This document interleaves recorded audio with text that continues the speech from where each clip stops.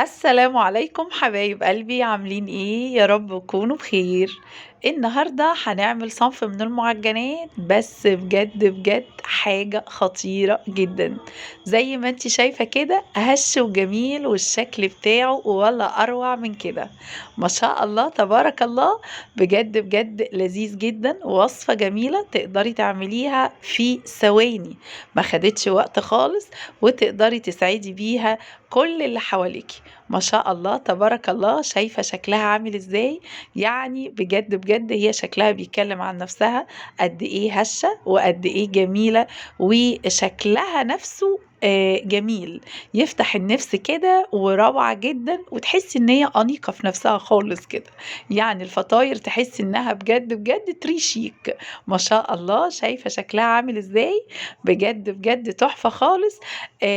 انا هنا عاملاها بحشوة اللحمة المفرومة، وحشياها كمان جبن. ما شاء الله. تعالي بقى معايا اقولك الطريقة اللي احنا عملنا بيها ده، الشكل الجميل ده، وازاي توصلي لدرجة الهشاشين، وازاي تعمليها بالشكل المبهر ده. بجد بجد تحفة جدا. ابهرت بيها ولادي وكل ضيوفي، وكانت بجد روعة خالص. ما شاء الله. شكلها بجد مبهر مبهر. شايفة جميلة ازاي؟ والتسوية بتاعتها روعة. تبارك الله. بجد بجد تحفة. كله كان مبسوط بيها. تبارك الله. عايزة اقولك ان هي يعني ما قعدتش كيلو دقيق، عمل معايا صاجين كبار زي ما انت شايفة كده. يعني حلو جدا ان انت تعمليها في البيت في الغلا اللي احنا فيه ده، ولا انكيش تشتريها من بره. بصي بقى الوصفة الخطيرة اللي انا هقولك عليها، ومغذية جدا للولاد. مبدئيا كده احنا هنجيب بيضتين، والبيضتين يكونوا في درجة حرارة الغرفة عشان التخمير بتاعنا يبقى كويس. هنحط هنا كوباية من اللبن الدافي، وممكن تستبدليها بمية لو مفيش لبن. هنحط هنا معلقتين بيكنج باودر، وهنحط واحدة خميرة. هنحط معلقتين كبار من السكر، وذرة ملح، وهنحط معلقتين لبن بودر. انا صممت ان انا احط فيها كل شيء مغذي. هنزل عليهم بربع كوباية من الزيت، ربع كوباية من الزيت. وهحط عليهم 2 علبة زبادي من العلبة العادية الصغيرة. هحط علبتين 2. عايزة اقولك بجد بجد طريقة مغذية جدا جدا لكل الولاد اللي بيبقوا مش عايزين يشربوا لبن، مش عايزين ياكلوا بيض. الحاجات اللي فيها كالسيوم بيقولوا عليها لأ، فعلى ايه بقى احنا ندخلها لهم في المعجنات؟ بتبقى مغذية جدا. هستخدم هنا كيلو دقيق. همسك الخليط بتاعي الاول كده اضربه، وبعد كده انزل عليه بكيلو دقيق، وكالعادة ما حطيتش الكيلو كله، وسبت فيه بتاع حوالي نص كوباية.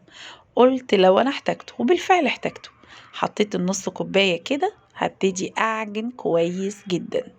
طبعا اللبن بتاعي دافي، البيض بتاعي انا مخرجاه من التلاجة من حبة، مش ساقع، عشان التخمير بتاعي يبقى كويس. لقيتها لسه بتلزق، رحت جايبة حط عليها حوالي ربع كوباية من الدقيق. وهنا انا مش هحتاج دقيق تاني. هبتدي بقى اعجن كويس جدا. كان عندي ضيوف، والضيوف عايزين يتعشوا، وكنت قلت اعمل لهم حاجة من المعجنات سخنة، بدل ما احنا نشتري من بره. ما شاء الله تبارك الله. بجد بجد وصفة جميلة. واجمل حاجة فيها ان هي زي ما انت شفتيها كده، شكلها مبهر. شكلها بجد مبهر. غير تقليدي، غير الحاجات اللي احنا متعودين عليها. هنحطها على الرخامة ونعجن كويس جدا كده. معلش بقى هنا كانت منا بتصور، ايديها اتهزت. هنجيب نفس البولة بتاعتنا، هندهنها زيت. هنرجع الكتلة بتاعتنا كده من العجين بعد ما عجناها، ووصلنا للقوام اللي احنا عايزينه. هي بتاخد حوالي 10 دقايق من العجن كده. هنسيبها بتاع حوالي نص ساعة. خلاص عجناها. نبتدي هنا بقى نقرصها. هنقرصها كده في الصينية زي ما انت شايفة. بصي ما شاء الله تبارك الله. بجد بجد تحفة. تحفة تبارك الله.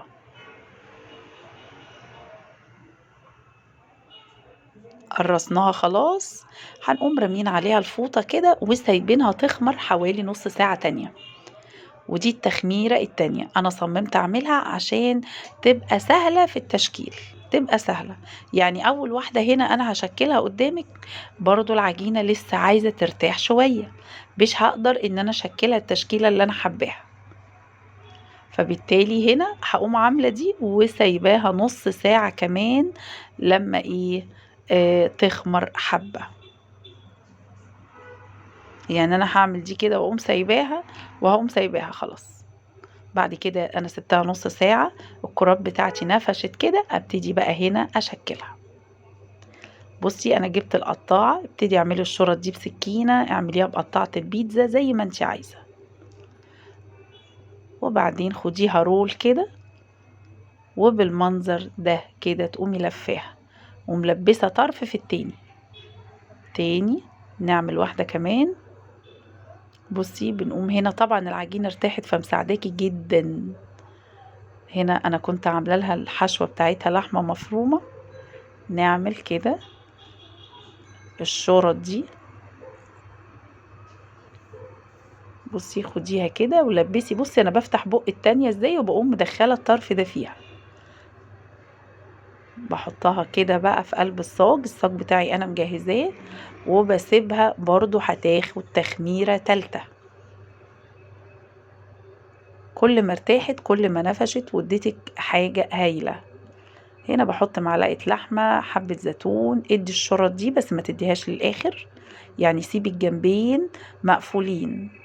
بصي خدي العوجة، خدي الكيرف كده وحطي دي، افتحي الشفة التانية وقومي مدخلة دي فيها عشان لما تنفش كده وتخش الفرن ما تفكش، يعني ما تلزقهاش بايدك كده، لا افتحي شفة التانية وقومي مدخلة دي فيها على طول، الطرف التاني دخلي فيها.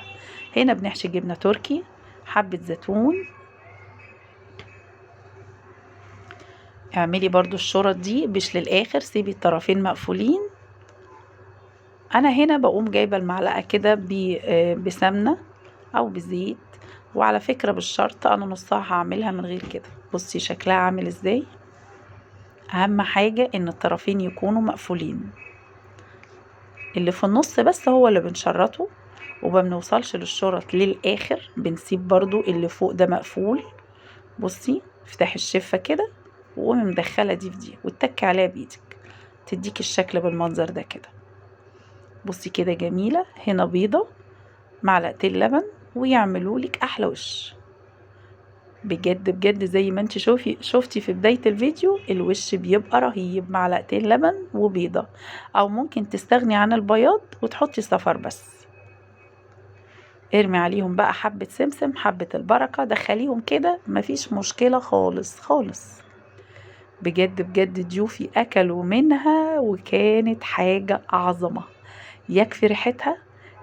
طريقة سهلة، طريقة ان انت توصلي للشكل ده بسيطة خالص، مش صعبة خالص.